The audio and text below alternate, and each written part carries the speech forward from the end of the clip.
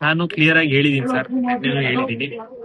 ಯಾವುದೇ ಅವ್ರು ನನ್ನ ಮೇಲೆ ಕ್ರಮ ತಗೊಂಡ್ರು ಏನ್ ಸಮಸ್ಯೆ ಇಲ್ಲ. ನಾವು ಹೋರಾಟ ಖಂಡಿತವಾಗ್ಲೂ ಮಾಡ್ತೀವಿ. ನನ್ನ ಹೋರಾಟ ಮುಂದುವರಿಯುತ್ತೆ.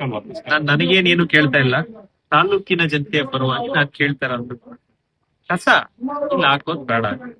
ಎಷ್ಟು ಸಮಸ್ಯೆ ಆಗ್ತಿದೆ ಅನ್ನೋದು ಟೆಕ್ನಿಕಲಿ ಏನ್ ಬೇಕು ಎಲ್ಲ ಹೇಳ್ತೀವಿ, ವಿತ್ ಆಲ್ ಡಾಕ್ಯುಮೆಂಟ್ಸ್ ಪ್ರೂವ್ ಮಾಡ್ತೀವಿ. IAS ಗೆ ಇವಾಗ ಲೆಟರ್ ಕೊಟ್ಟಿದ್ದೀವಿ. IAS ಇಂದ ಟೆಸ್ಟ್ ರಿಪೋರ್ಟ್ಸ್ ಕೊಡ್ತೀವಿ. ಪೊಲ್ಯೂಷನ್ ಕಂಟ್ರೋಲ್ ಕೊಡೋರು ಎಲ್ಲ ಶಾಮೀಲಾಗಿ ಯಾವ ರೀತಿ ಅನ್ಯಾಯ ಮಾಡ್ತಿದ್ದಾರೆ ಅನ್ನೋದನ್ನ ಕೊಡ್ತೀವಿ. ವೈಜ್ಞಾನಿಕವಾಗಿ ಮಾಡ್ತಾ ಇದ್ದಾರೆ ಅಂತ ಅಂದ್ರೆ ಮಾನ್ಯ DK ಶಿವಕುಮಾರ್ ಸಾಹೇಬರು ನಾನು ಈ ಮೂಲಕ ಮನವಿಯನ್ನ ಮಾಡ್ತೀನಿ, ಕನಕಪುರದಲ್ಲೇ ಮಾಡಿಸ್ಬಿಡಿ. ಸೌತ್ ಬೆಂಗಳೂರಿಗೆ ಹತ್ರ ಇದೆ, ಕನಕಪುರದಲ್ಲೇ ವೈಜ್ಞಾನಿಕವಾಗಿ ಮಾಡಿಸ್ಕೊಂಡು ಅದೇನ್ ಅನುದಾನ ಇರುತ್ತೆ ಎಲ್ಲ ನೀವೇ ತಗೊಂಡ್ಬಿಡಿ, ತಾಲೂಕೆ ಉದ್ಧಾರ ಆಗುತ್ತೆ. ನಮ್ ತಾಲೂಕ್ ಬೇಡ. ಗ್ರಾಮಾಂತರ ಜಿಲ್ಲೆಯಲ್ಲಿ ಕೇವಲ ನಮ್ ತಾಲೂಕ್ ಹಾಕ್ಸ್ಕೊಳಕ್ ನನಗೆ ಯಾವ ಕರ್ಮ? ನನ್ ಕಾಲದಲ್ಲಿ ಆಗಿಲ್ಲ ಇದು, ಹಿಂದಿನ ಕಾಲದಲ್ಲಿ ಆಗಿದೆ. ನನ್ನ ಕಾಲದಲ್ಲಿ ನಾನು ಹೋರಾಟ ಏನ್ ಮಾಡ್ಬೇಕು ಮಾಡ್ತೀನಿ.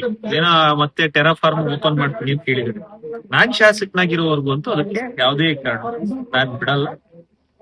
ಬಾಬಾ ಸಾಹೇಬ್ ಅಂಬೇಡ್ಕರ್ ಅವ್ರು ಕೊಟ್ಟಿರುವಂತ ಸಂವಿಧಾನದಲ್ಲಿ ನನ್ನ ತಾಲೂಕಿನ ಜನ ಕೊಟ್ಟಿರುವಂತ ಅಧಿಕಾರದ ಅಡಿಯಲ್ಲಿ, ಜವಾಬ್ದಾರಿಯ ಅಡಿಯಲ್ಲಿ ನನ್ನ ಹೋರಾಟ ಖಂಡಿತವಾಗ್ಲೂ ಮುಂದುವರಿಯುತ್ತೆ. ಸರ್, ಯಾವ ಶಾಸಕರು ಕಸ ಎತ್ತಲಿಕ್ಕೆ ಹಾಕ್ಲಿಕ್ಕೆ ಬಿಡೋದಿಲ್ವೋ ಆ ಕ್ಷೇತ್ರದಲ್ಲಿ ಕಸ ಎತ್ತಲಿಕ್ಕೆ ನಾನು ಅನುವು ಮಾಡ್ಕೊಡೋದಿಲ್ಲ. ಜನನೇ ಅವ್ರ ಮನೆಗಳ ಮುಂದೆ ಜನ ಕಸ ಹಾಕ್ಲಿ ಅಂತ ಹೇಳ್ತಾರೆ.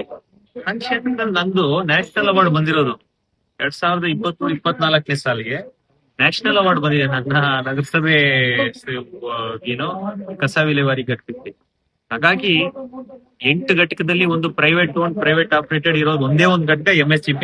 ಇನ್ 7 ಸರ್ಕಾರಿ ಒಡೆತನದ ಬೇರೆಯವರಿಗೆ ಬರೀ ವರ್ಕ್ ಮಾಡಕ್ಕೆ ಕಾಂಟ್ರಾಕ್ಟ್ ಕೊಟ್ಟಿರೋದು. ನಮ್ಮಲ್ಲಿ ಸರ್ಕಾರಿ ಒಡೆತನ ಅಲ್ಲ, ಪ್ರೈವೇಟ್ ಆಪರೇಟೆಡ್. ಈ ಕರ್ಮಕಾಂಡವನ್ನ ತಂದವರು ಅವ್ರ ಮನೆ ತುಂಬಾ ಸುತ್ತಕೊಳ್ತೈತೆ. ಅದ್ರ ಜೊತೆಯಲ್ಲಿ ಅದಕ್ಕೆ ಬೆಂಬಲ ಕೊಡುವಂತವ್ರಿಗೂ ಅವ್ರ ಮಕ್ಕಳಿಗಂತೂ ಅವ್ರ ಮುಂದಿನ ಪೀಳಿಗೆಗಂತೂ ಖಂಡಿತವಾಗ್ಲೂ ಒಳ್ಳೇದಾಗಲ್ಲ. ಯಾಕಂದ್ರೆ ಇದು ಒಬ್ಬ ಕರ್ಮ ಅಂತ ಏನ್ ನಾವು ನಮ್ ಧರ್ಮದಲ್ಲಿ ನಂಬ್ತೀವಿ, ಕೆಟ್ಟ ಕರ್ಮ, ಅದನ್ನ ಯಾರು ಸಹಕಾರ ಕೊಡ್ತಾರೆ. DK ಶಿವಕುಮಾರ್ ಸಾಹೇಬ್ರಂತ ನಾನು ಕೋರ್ಬೋದು, ಫಸ್ಟ್ ಸ್ಪಾಟಿಗೆ ಬನ್ನಿ, ನೀವ್ ನೋಡಿ, ನೀವೇ ಅವಾಗ ಏನ್ ಕ್ರಮ ತಗೊಬೇಕು, ಕಾಂಟ್ರಾಕ್ಟರ್ ಮೇಲೂ ತಗೊಂತೀವಿ, MSCP ಮೇಲೂ ತಗೊಂತೀವಿ. ನೀವು ಹೆಚ್ಚುವರಿ ಲಾರಿಗಳನ್ನ ಮಾತ್ರ ವಿರೋಧ ಮಾಡ್ತೀವಿ. ಈಗ ಸರ್ಕಾರದಿಂದ ಮೊದಲೇ ಏನೋ ಇದಾಗಿದ್ವು, ಅದು 70ಕ್ಕೆ ನಿಮ್ಗೆ ತಕರಾರಿದೆ. ಮತ್ತೆ ಕ್ಲಿಯರ್ ಆಗಿ ಸ್ಪೆಸಿಫೈ ಮಾಡಿ, 70 ಲಾರಿಗಳು ಬರಬಾರ್ದು ಅಂತ ಹೇಳಿ ಹೈಕೋರ್ಟ್ ಅಲ್ಲಿ ಮೊಕದ್ದಮೆ ಹೂಡಿದ್ದೀವಿ, ಸುಪ್ರೀಂ ಕೋರ್ಟ್ NGT ಅಲ್ಲಿ ಮೊಕದ್ದಮೆ ಹೂಡಿದ್ದೀವಿ. 2 ಮೊಕದ್ದಮೆ ನಡೀತಾ ಇದೆ. ಕೇಂದ್ರ ಸರ್ಕಾರದ ಸಚಿವರು ಯಾರು ಫಾರೆಸ್ಟ್ ಅಂಡ್ ಎನ್ವೈರನ್ಮೆಂಟ್ ಮಿನಿಸ್ಟರ್ ಆಗಿರೋ ಅಂದ್ರೆ ಭೂಪೇಂದರ್ ಯಾದವ್ ಅವರಿಗೆ ಆಲ್ರೆಡಿ ಕೊಟ್ಟಿದ್ದೀವಿ.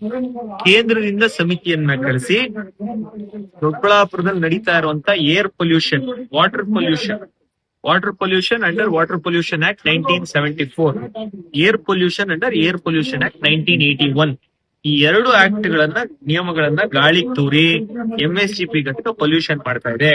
ಇಲ್ಲಿನ ಪೊಲ್ಯೂಷನ್ ಕಂಟ್ರೋಲ್ ಬೋರ್ಡ್ ಅವರು ಅವ್ರಿಗೆ ಸಹಕಾರ ಕೊಡ್ತಿದ್ದಾರೆ. CPCB ಅಂದ್ರೆ ಸೆಂಟ್ರಲ್ ಪೊಲ್ಯೂಷನ್ ಕಂಟ್ರೋಲ್ ಬೋರ್ಡ್ ಒಂದು ಈ ಕೂಡಲೇ ಅವರ ಲೈಸೆನ್ಸ್ ಅನ್ನ ವಜಾ ಮಾಡಬೇಕು ಅಂತ ಸಹ ನಾನು ಮನವಿಯನ್ನ ಮಾಡಿದ್ದೀನಿ.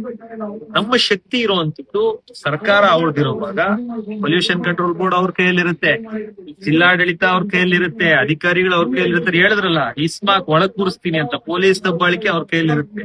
ಎಲ್ಲವನ್ನ ಉಪಯೋಗಿಸ್ತೀನಿ. ನಾನು ಕಾನೂನನ್ನ ಒಪ್ಪುವಂತ ಲಾ ಅಬೈಡಿಂಗ್ ಸಿಟಿಸನ್. ನಾನ್ ಬೇರೆಯವ್ರಿಗೆ ನಾನು ಹೇಳ್ಬೇಕು ಅಂದ್ರೆ ನಾನೊಬ್ಬ ಕಾನೂನು ರಚನೆ ಮಾಡೋನು, ಕಾನೂನನ್ನ ಒಪ್ಬೇಕು. ನಾನು 70 ಗಾಡಿನ ತಡಿಲಿಲ್ಲ. ನಮ್ಗೇನು ಈಸ್ಟ್ ವೆಸ್ಟ್ ಮಾದೇವಪುರದಿಂದ 21 ವಾರ್ಡ್ಗಿಂತ ಯಾವ್ದು ಬರ್ತಾ ಇದಾವೆ ಆ ಗಾಡಿಗಳನ್ನ ನಾನು ನಿನ್ನೆ ತಕರಾರು ಮಾಡಿದ್ದೆ. 400 ಗಾಡಿ ಮಾದೇವಪುರಕ್ಕೆ ಹೋಗ್ಬೇಕಾಗಿರುವಂತದ್ದು, ಬ್ಯಾಟ್ರಾಯನ್ಪುರಕ್ಕೆ ಹೋಗ್ಬೇಕಾಗಿರುವಂತದ್ದು, ಅದನ್ನ ನಾವ್ಯಾಕೆ ಹಾಕ್ಸ್ಕೊಬೇಕು ಸರ್? ನಾವೇನ್ ಕರ್ಮ ಮಾಡಿದೀವಿ? ನಮ್ ಜನ ಏನ್ ಬಿಟ್ಟಿ ಬಿದ್ದಿದಾರ?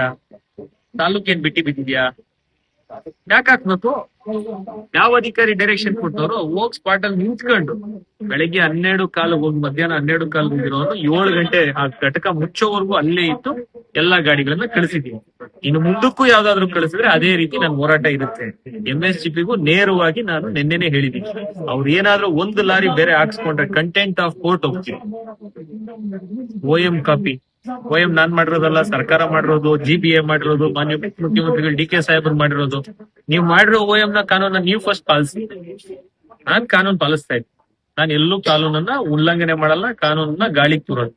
ಹೋರಾಟ ಮುಂದಿನ ದಿನಗಳಲ್ಲಿ 70 ಮುಚ್ಚುವಂತ ಹೋರಾಟಕ್ಕೆ ಖಂಡಿತವಾಗ್ಲೂ ಕೈ ಹಾಕ್ತೀವಿ, ಇದನ್ನು ಮುಚ್ಚಿಸ್ತೀವಿ. ಸರ್ ಕಸದ ಮಾಫಿಯಾ ಜೊತೆ ಡಿ.ಕೆ. ಶಿವಕುಮಾರ್ ಕೈ ಜೋಡಿಸಿದ್ದಾರೆ, ಹಾಗಾಗಿ ಆ ಪರ ನಿಂತ್ಕೊಂತ ಇದಾರೆ ಅಂತ ಒಂದು ಅಷ್ಟು ಆರೋಪ ಇದೆ. ದೊಡ್ಡವನು ನಾನಲ್ಲ, ಅದ್ರ ಬಗ್ಗೆ ಎಲ್ಲ ತಿಳ್ಕೊಳ್ಳೋಷ್ಟು ಮಾಹಿತಿ ನನಗಿಲ್ಲ. ಯಾಕಂದ್ರೆ ಬೆಂಗಳೂರಿಗೂ ನಮಗೂ ಏನ್ ಸಂಬಂಧ? ನನಗೂ ದೊಡ್ಡಬಳ್ಳಾಪುರಕ್ಕೆ ಸಂಬಂಧ ಅಷ್ಟೇ. ಬೆಂಗಳೂರಲ್ಲಿ ಏನಾಗ್ತಾ ಇದೆ ಅಂತ ನಮ್ ನಾಯಕರಿಗೆ ಕೇಳಿದ್ರೆ ಅವ್ರು ಹೇಳ್ತಾರೆ. ಒಂದು ವೇಳೆ ಸರ್ಕಾರ ಏನಾದ್ರು ಬಲವಂತದಿಂದ ಮತ್ತೆ ಲಾರಿಗಳನ್ನ ಕಳಿಸಿದ್ರೆ ನಿಮ್ ಹೋರಾಟ ಯಾವ ರೀತಿ ಇರುತ್ತೆ? ಯಾವುದೇ ಕಾರಣ ಆ ಕಸವನ್ನ ಹಾಕ್ಸಲ್ಲ.